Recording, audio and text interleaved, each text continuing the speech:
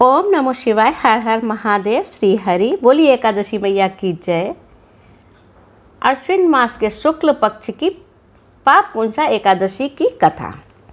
पाप रूपी हाथी को व्रत के पूर्ण रूपी अंकुश से बेधने के कारण ही अश्विन मास के शुक्ल पक्ष की इस एकादशी का नाम पापाकुंसा एकादशी है। इस दिन पद्मनाभ भगवान विष्णु की भक्तिभाव से पूजा करके ब्राह्मणों को उत्तम दान एवं दक्षिणा देनी चाहिए। जनहितकारी निर्माण कार्यों तथा मंदिर, धर्मशाला, तालाब, प्याऊ, कुएं, बाग आदि बनवाने के कार्य प्रारंभ करने के लिए पापाकुंसा एकादशी एक उत्तम मुहूर्त है। युधिष्ठिर ने आदर पूर्वक श्री कृष्ण भगवान को नमन करके कहा, हे जनार्दन, अश्विन शुक्ला एकादशी का क्या नाम है? अब आप कृपा करके इस व्रत की विधि और उसका फल बताइए। भगवान श्री कृष्ण ने कहा, हे युधिष्ठिर, समस्त पापों को नाश करने वाली इस एकादशी का नाम पापाकुंसा एकादशी है। इस दिन मनुष्य को विधि पूर्वक भगवान पद्मनाभ की पूजा करनी चाहिए। यह एकादशी मनुष्य को मनवांछित फल देकर स्वर्ग प्राप्त कराने वाली है। मनुष्य को बहुत दिनों तक कठोर तपस्या करने से जो फल मिलता है, वह फल भगवान गरुड़ध्वज को नमस्कार करने से प्राप्त हो जाता है।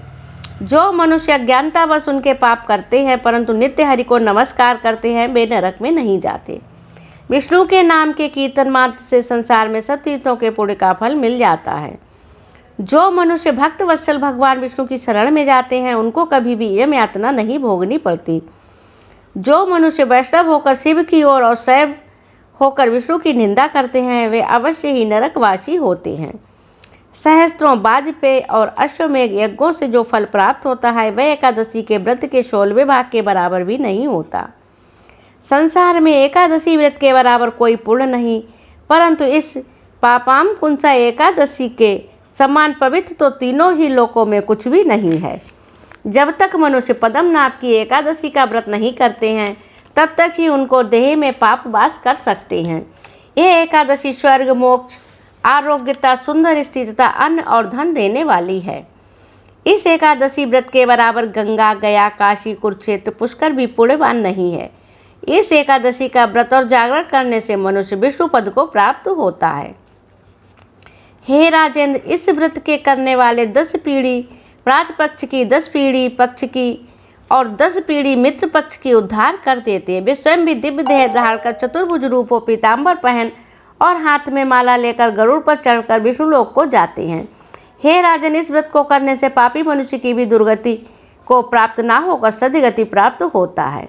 अश्विन मास की शुक्ल पक्ष की इस पापाकुंसा एकादशी का जो व्रत करते हैं, वे अंत समय में हरि लोक को प्राप्त होते हैं तथा समस्त पापों से मुक्त हो जाते हैं। सोना, तिल, भूमि, गौ, अन्न, जल, छत्री तथा जूती दान करने से मनुष्य यमराज को नहीं देखता। जो मनुष्य पूर्ण कर्म और एकादशियों के व्रत किए बिना जीवन के दिन व्यतीत करता है, वह लोहार की भट्टी की तरह श्वास लेता हुआ भी निर्जीव के समान ही है। निर्धन मनुष्य को भी अपनी शक्ति के अनुसार दान करना चाहिए तथा धन वालों को सरोवर, बाग, धर्मशाला, गौ सदन, मकान आदि बनवाकर दान करने चाहिए। ऐसे मनुष्यों को यम का द्वार नहीं देखना पड़ता तथा संसार में दीर्घायु, धनाढ्य, कुलीन और रोग रहित रहते हैं। सारांश यह है कि धर्म से सद्गति तथा अधर्म से दुर्गति प्राप्ति होती है, इसमें कोई संदेह नहीं। हे राजन, जो आपने मुझसे पूछा वह सब मैंने आपको सुनाया, और अब आप क्या सुनने की इच्छा रखते हैं, सो आप कहें। इस कथा को जो सुनता है, सुनाता है, वह इस लोक में सुख भोग कर परलोक में जाता है।